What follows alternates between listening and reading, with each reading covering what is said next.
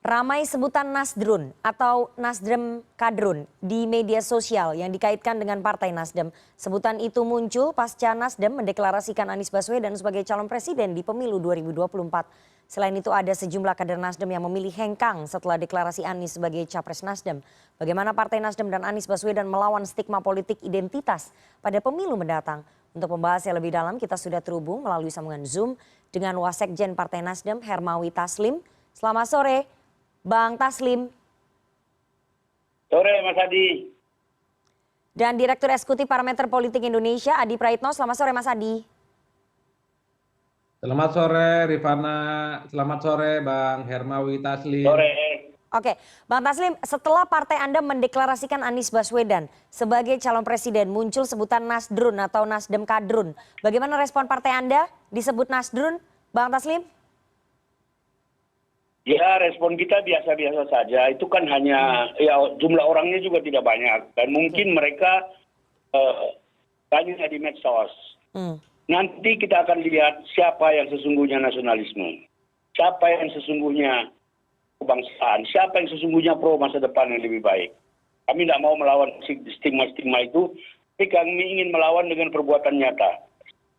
Bicara sekarang di depan saya ada seorang anggota kita dari Nasdem Digital yang mengawal tes pendaftaran anggota Nasdem secara digital se-Indonesia. Hari ini, per menit ini, jumlah tambahan anggota Nasdem sejak deklarasi 3 Oktober 18.440. 18.446. Yang mengundurkan diri hari ini itu ada 3 orang. Dari Bali ini memposting mungkin 1.000 medsos. Dan 1 dari Kalimantan Barat. Asalnya sebelum deklarasi, keanggotaan kita itu berkisar antara 500 sampai 1.000 per hari. Jadi saya kira kalau Anda baca juga hasil survei Kompas, orang dari Medan dan dari Jawa Timur, dari Jakarta Timur menunjukkan bahwa respon positif jauh lebih banyak. Tapi karena ini medsos ini ya pikir rupa, tetapi kami tidak sama sekali tidak terganggu dengan terminologi kadrun, sangat tidak terganggu. Kenapa? Siapa yang sesungguhnya nasionalisme nanti sejarah yang akan menunjukkan. Oke, Bang Taslim. Prinsip Nasdem adalah ingin berbuat terhadap bangsa dan negara yang terbaik, dan kita mesti bisa meninggalkan masa lalu. Kita bisa melupakan stigma-stigma masa lalu. Sampai kapan? Sampai kapan kita harus membelah masyarakat? Baik. Bang Sampai Taslim. kapan Republik ini? Oke. Bang Taslim, saya ingin tanya apakah kemudian narasi-narasi bahwa Nasdem kemudian disebut Nasdrun ataupun Nasdem Kadrun, pengikut Kadrun itu memang sudah diprediksi sejak awal ketika akan mendeklarasikan Anies Baswedan bahwa akan ada narasi seperti itu yang dikaitkan dengan partai Anda, Bang Taslim? Kita sudah memperhitungkan semua termasuk sikap-sikap di internal. Jadi kan jauh sebelum deklarasi itu kita kan proses pergumulannya kan dari bawah sampai akhirnya Rakernas bulan Mei, dan terminologi seperti ini masih ada lagi, cuma Anda mungkin karena kalau kita dengar dari keluarga kita sendiri nggak apa-apa, it's okay. Ini terminologi seperti ini akan gugur dengan sendirinya dengan pekerjaan-pekerjaan yang baik dan berguna yang akan segera kami tunjukkan. Oke, Bang Taslim. Apakah kemudian Nasdem menilai ataupun menganalisa bahwa yang sengaja mendengungkan ataupun menarasikan Nasdem Kadrun ini memang buzzer-buzzer yang tidak suka dengan sikap politik yang dipilih oleh partai Anda? Di antaranya. Karena yang postingnya itu kan datang dari orang-orangnya itu juga. Orang-orangnya kan itu saja. Yang dari dulu ingin memilah-milah polarisasi masyarakat, jika ada kita seperti Nasdem yang ingin coba menawarkan sebuah rekonsiliasi nasional, kesatuan yang sesungguhnya, kebersamaan yang abadi bangsa, mereka merasa terganggu. Dan kita tahulah, kita hafal orangnya, tidak apa-apa. Biar aja. Cara yang akan membuktikan. Jadi, teknologi Nasdrun ini kan ciptaan mereka secara sengaja, dan kita sudah prediksi bahkan mungkin ke depan akan ada lagi, tapi itu biasa saja, biar aja. Itu tidak mayoritas, hanya karena jempol mereka begitu kuat, kirim-kirim terus ya, seolah-olah viral gitu. Oke, saya mau ke Mas Adi. Mas Adi, dengan munculnya sebutan Nasdrun, Partai Nasdem tidak terganggu, biasa-biasa saja. Ini sudah diprediksi, sudah diperhitungkan. Kalau menurut klaimnya Pak Hermawi Taslim tadi, bahkan lebih banyak kader yang kemudian masuk ataupun banyak orang yang kemudian mendaftar menjadi anggota Nasdem. Ada sekitar tadi berapa? 18.000 menurut klaimnya Pak Hermawi Taslim, tapi kita belum lihat. Kalau menurut Mas Adi, analisanya Mas Adi, apakah kemudian ada kalangan yang merasa belum move on dari pemilu 2019 sehingga mengaitkan istilah ini, istilah kadrun ini dengan Nasdem dan pilihan politiknya dan Anies? Ya, saya kira ini bagian dari residu demokrasi Pilpres 2019 yang belum seutuhnya selesai ya, Rifana. Jadi orang masih seakan-akan berpikir tentang cebong dan kampret gitu ya, yang terafiliasi dengan kepentingan politik tertentu, di mana cebong itu kemudian dianggap sebagai asosiasi dengan pihak-pihak pro dengan pemerintah, sementara kampret misalnya kemudian bermetamorfosis menjadi kadrun ataupun kadal gurun, kan begitu. Lawan dari kadrun itu sebenarnya kodrun, kodok gurun, macam-macam lah istilahnya. Tapi memang medsos kita itu berisik ya. Berisik dalam arti sangat mudah memberikan asosiasi politik kepada pihak-pihak politik tertentu yang dianggap berbeda dan berseberangan. Jadi kalau narasi politik pro pemerintah itu biasanya disebut dengan kampret, sementara yang anti terhadap pemerintah belakangan itu adalah kadrun. Jadi tidak mengherankan kalau kemudian ketika Nasdem yang saat ini berada di koalisional pemerintah, kalau mau jujur mestinya disebut kampret. Tapi ketika Nasdem mengusung Anies Baswedan, ini efek dari dianggap Anies itu adalah sosok kelompok oposisi yang selama ini memang selalu head to head dengan pemerintah. Jadi tidak mengherankan sepertinya kalau kemudian ada tagar-tagar yang menyebutkan istilah Nasdrun ya bagi Nasdem. Saya kira itu adalah kalimat yang cukup satir yang pastinya sudah dikalkulasi betul oleh Nasdem ketika mulai mengusung Anies Baswedan secara terbuka sebagai kandidat capres. Kan pesan dari Nasdem mengusung Anies itu satu, sudah siap secara terbuka, pisah jalan dengan Jokowi, pisah jalan dengan PDIP, pisah jalan dengan Megawati Soekarno Putri di Pilpres 2024 yang akan datang. Jadi sekalipun apapun nama-nama hujatan yang dialamatkan kepada Nasdem, ya saya kira bagi Nasdem sudah siap dengan segala antisipasinya. Jangankan Nasdrun, apapun lah istilahnya. Saya kira Nasdem itu ya ini menganggap sebagian show yang harus terus dilanjutkan. Tidak akan bergeming gitu ya, dan terus akan mencari partai politik yang lain untuk menggenapi ambang batas presiden mengusung Anies Baswedan sebagai kandidat capres. Makanya di berbagai kesempatan saya mengatakan ini efek dari residu demokrasi kita yang belum seunuhnya selesai. Tentu ancaman polarisasinya mulai terlihat di depan mata ini, Rifana. Kita bahas nanti ancaman polarisasi. Saya kembali lagi ke Bang Taslim. Bang Taslim, apakah kemudian Nasdem tidak khawatir bahwa narasi politik identitas, narasi Nasdrun ini akan menggerus suara partai Anda di pemilu 2024? Karena selama ini ceruk ataupun basis pemilih Anda adalah pemilih nasionalis. Jadi begini Mbak, Nasdem itu partai nasionalis betul, tetapi dia mengayomi seluruh lapisan masyarakat. Kita ingin membangun bangsa ini seutuhnya, kita ingin mengajak semua. Setiap langkah yang kami ambil pasti ada konsekuensinya. Kalau bicara kadrun, siapa kadrun sesungguhnya? Kita tahu itu. Saya sidang di kabinet di MK sampai jam 2 malam mau dilempari batu. Siapa kadrun? Sebagian kadrun juga sudah masuk di kabinet kok. Jadi track record Nasdem bisa dicek. Nasionalismenya bisa diuji. Siapa yang meragukan nasionalisme Pak Surya Paloh? Tapi poin saya, kita berhentilah menghakimi masa lalu. Saatnya kita rekonsiliasi, saatnya kita bersama-sama. Tantangan global yang sekarang jauh lebih kompleks. Masa nggak ada capeknya sih berkelahi secara internal begini? Nasdem dengan 12 juta anggota kita bisa kerahkan juga untuk membalas. Tapi apa gunanya? Kita semua lari-lari di tempat. Tentang pilihan-pilihan yang diambil Nasdem, yang pertama Pak Surya Paloh sudah menegaskan berulang-ulang, bahkan ketika mendeklarasikan Pak Anies. Nasdem itu adalah pengusung pertama Jokowi, pengusung pertama, pendukung utama, dan kita akan terus bersama-sama Jokowi sampai 2024. Kita bicara 2024. Kita bicara tentang Anies itu 2024 ke 2029. Mengapa demikian? Karena Pak Jokowi juga sudah nggak bisa dipilih lagi. Dan Pak Jokowi menentang wacana-wacana 3 periode. Kita masih ingat dia mengatakan apa? Kalau ada yang mengatakan saya 3 periode itu berarti menampar muka saya, mencari muka dan seterusnya. Bang Taslim, kembali ke yang tadi saya tanyakan soal elektoral. Soal efek elektoralnya ini tidak takut tergerus suara terutama di Indonesia Timur? Karena sekarang sudah membuktikan keanggotaan kita yang biasanya berkisar antara 600 Sampai 1.000 per hari, ini 18.000 dalam rentang waktu 7 hari. Tanggal 3 sampai tanggal 10 itu kenaikan anggota kita 18.444. Ini ada datanya. Kalau saya perlu kirim statistiknya, kita juga bisa kirim. Atau kalau ada yang ingin lihat, bisa lihat di sini, di lantai 8.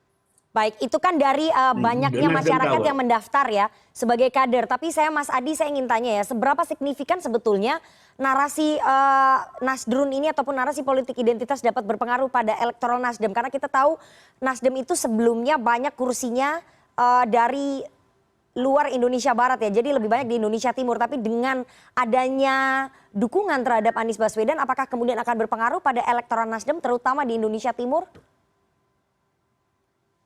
Ya, Rifana, saya tidak punya data kalau soal migrasi pemilih Nasdem atau migrasi pemilih Anies ke Nasdem ya.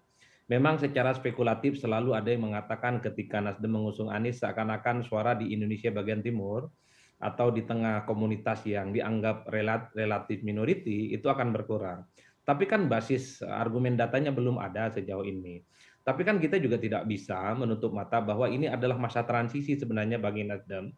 Ketika mengusung Anies yang dianggap dekat dengan kelompok-kelompok Islam kanan, plus pada saat yang bersamaan Nasdem memiliki basis konstituen yang sangat nasionalis, adalah satu masa transisi bagaimana tetap menyelamatkan. Satu sisi basis Nasdem itu tidak pindah, dan pada saat yang bersamaan secara perlahan misalnya basisnya Anies itu ke Nasdem. Karena kalau dari data yang saya punya, memang begitu banyak pemilih Anies itu sejauh ini terafiliasi dengan PKS. Nah, tinggal diuji nanti setelah Anies dideklarasikan oleh Nasdem, apakah pemilih Anies yang banyak ke PKS itu secara perlahan juga hijrah ke Nasdem. Ini kan tantangan-tantangan politik yang saya sebut sebagai menyelamatkan fase transisi Anies yang dianggap dekat dengan kelompok kanan itu menjadi nasionalis dan moderat di tangan Nasdem. Kan pertaruhannya di situ. Apalagi misalnya Demokrat beberapa waktu yang lalu ngomong kalaupun toh bergabung dengan Nasdem usung Anies, maka kampanyenya pun harus berkampanye yang sifatnya inklusif, terbuka dan toleran. Jadi ini yang saya kira memang menjadi pertaruhan bagi Nasdem ketika mengusung Anies, yaitu menghilangkan kesan bahwa Anies itu hanya dekat dan ramah dengan kelompok-kelompok Islam yang dianggap kanan, dan pada saat yang bersamaan membuat Anies itu menjadi wajah yang cukup Indonesia, senapas dengan garis perjuangan Nasdem yang menurut saya cukup inklusif dan terbuka. Saya tidak bisa berargumen soal data-data itu ya Rifana, cuman rata-rata kan sifatnya common sense. Tapi kalau melihat data yang dikeluarkan oleh survei Kompas hari ini kan ada yang berkeyakinan bahwa sebagian dan bahkan mayoritas pemilih Anies itu ya akan ke Nasdem. Angkanya tuh muncul kalau nggak keliru sekitar 35% lah atau berapa gitu persisnya. Tadi saya sempat baca soalnya. Baik, artinya ada keuntungan elektoral yang diperoleh Nasdem meskipun ada juga loss elektoral ataupun suara elektoral yang hilang. Tapi mana yang lebih besar, apakah keuntungan elektoral ataupun kerugian elektoral, nanti akan kita uji coba di pemilu nanti ya pada saat pemungutan suara. Setelah ini saya akan tanya bagaimana kemudian Nasdem mengubah wajah Anies Baswedan dan juga meyakinkan masyarakat bahwa Anies ini akan berada di tengah. Tapi kita harus jeda terlebih dahulu, jangan kemana-mana, tetap bersama kami di CNN Indonesia Newsroom.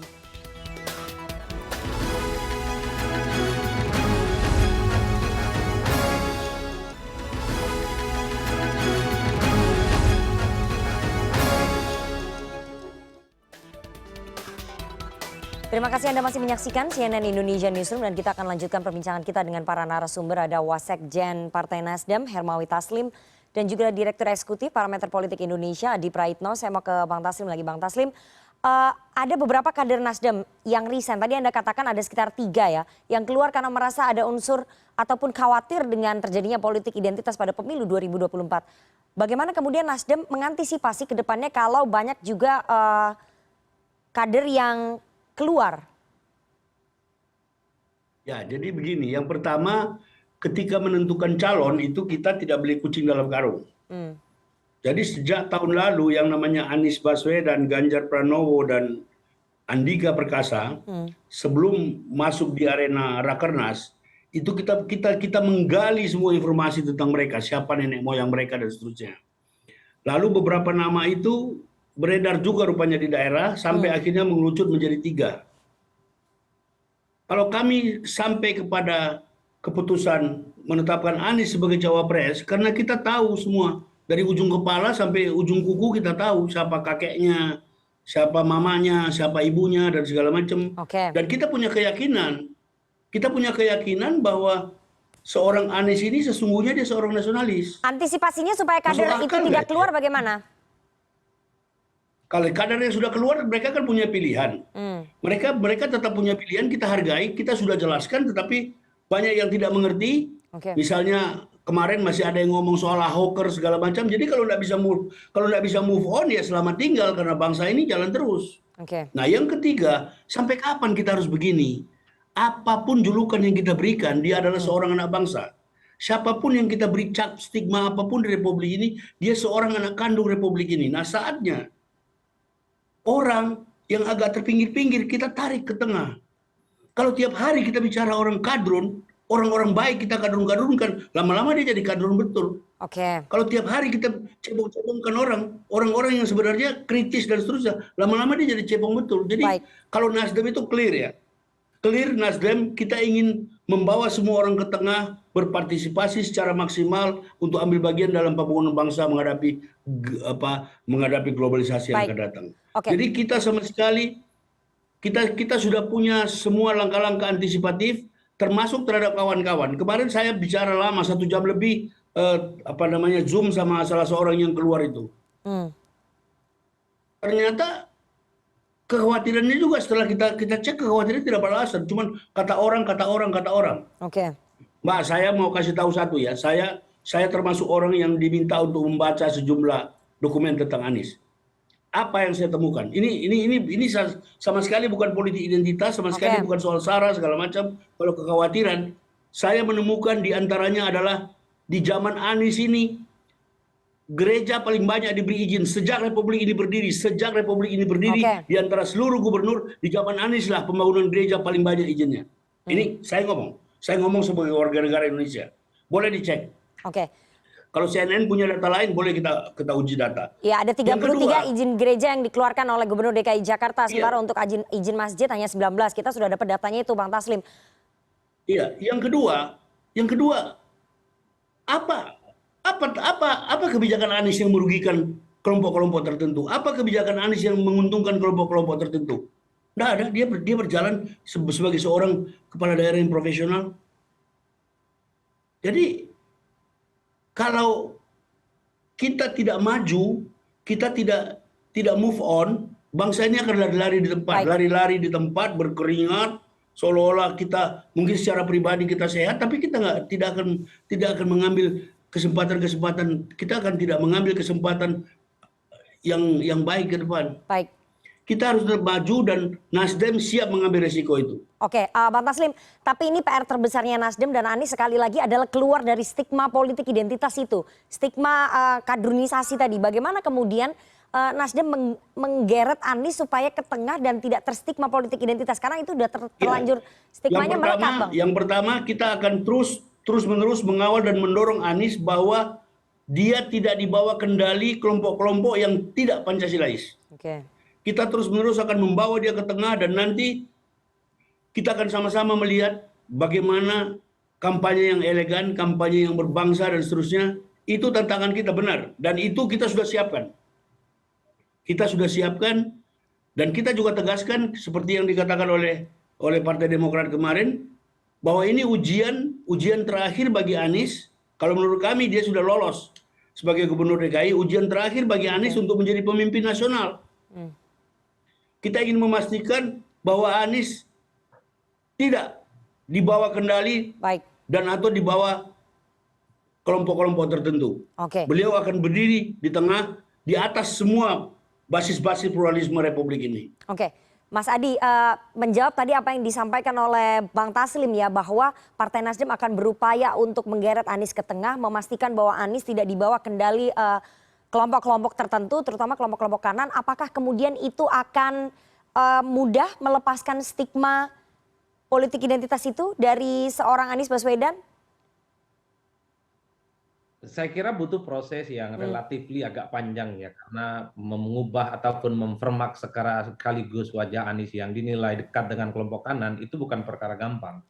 Ya sorry to say, harus kita katakan misalnya wajah Anies itu kan selalu teridentifikasi sebagai sosok pertama kelompok-kelompok Islam kritis yang selalu disebut dengan kanan gitu, yang selama ini memang selalu menjadikan Anies sebagai tokoh figur kunci untuk berhadapan-hadapan dengan kubu pemerintah. Jadi sekalipun misalnya Anies mencoba untuk terus menghindar dari mereka, tapi kelompok-kelompok ini terus akan mengikuti Anies ke arah manapun. Kan disitulah sebenarnya tantangan yang akan dihadapi oleh teman-teman Nasdem yang mencoba untuk berdiri di atas semua golongan. Anies tidak lagi misalnya dekat dengan hanya kelompok Islam tertentu, tapi berdiri di atas semua kelompok-kelompok kepentingan sehingga wajah Anies itu adalah wajah nasionalis, Islamnya pun Islam inklusif dan moderat. Ini kan yang saya sebut tadi, masa transisi inilah yang saya kira memang sedang dipikirkan betul ke depan oleh Nasdem dan tentu saja Anies Baswedan. Ya karena suka tidak suka, politik ini kan soal klaim, soal tuding-menuding, soal image gitu ya, kadrun, kampret, cebong yang saya kira memang sebagai bagian tawuran dari opini, tapi dalam banyak hal itu berpengaruh, Rifana. Oleh karena itu ya inilah yang saya kira, apakah tarikan Nasdem ini akan jauh lebih kuat dan lebih dominan ketimbang pihak-pihak yang selama ini teridentifikasi sebagai pendukungnya Anies yang disebut sebagai kelompok-kelompok kanan itu. Saya kira Nasdem punya pengalaman ikut pemilu, partainya cukup nasionalis, tapi bahwa sebutan Nasdrun ataupun misalnya sejumlah kader-kadernya yang mengundurkan diri, bagi saya itu harus dijadikan sebagai input dan masukan bahwa ketika Anies masukkan ke dalam skenario soal Pilpres 2004 dari Nasdem, tentu memang gemuruhnya, gemercik ombaknya ini akan mulai bermunculan. Ini semacam tantangan yang memang harus didesain bagaimana Nasdem memang cukup powerful dan bisa sukses mengusung Anies di 2024. Kan tantangannya di situ sebenarnya Rifana. Karena ya suka tidak suka, sekeras apapun Anies melepaskan diri dari teman-teman kelompok yang selalu disebut kanan itu, selama itu juga ya agak sulit. Karena memang hanya Anies lah yang kemudian bisa diharapkan maju di 2024 bertanding dan bisa memenangkan kontestasi pertarungan. Bukan yang lain, bukan Ahy, bukan Andika, bukan Hovifa ataupun Ridwan Kamil yang belakangan disebut sebagai orang yang dinilai potensial untuk mendampingi Anies Baswedan. Baik, kita tunggu nanti bagaimana langkah dari Partai Nasdem untuk bisa memoles jagoannya dalam kontestasi Pilpres 2024. Apakah stigma dari politik identitas ini bisa terlepaskan dan Anies Baswedan bisa kembali ke tengah atau memang perlu proses yang lama dan juga tidak mudah seperti yang tadi disampaikan oleh Mas Adi Praitno. Kita tunggu nanti bagaimana perkembangannya. Terima kasih dua orang narasumber yang sudah bergabung pada sore hari ini. Ada Wasekjen Partai Nasdem Hermawi Taslim dan juga Direktur Eksekutif Parameter Politik Indonesia Adi Praitno. Saya selalu Bang Taslim dan juga Mas Adi. Aman. Sip.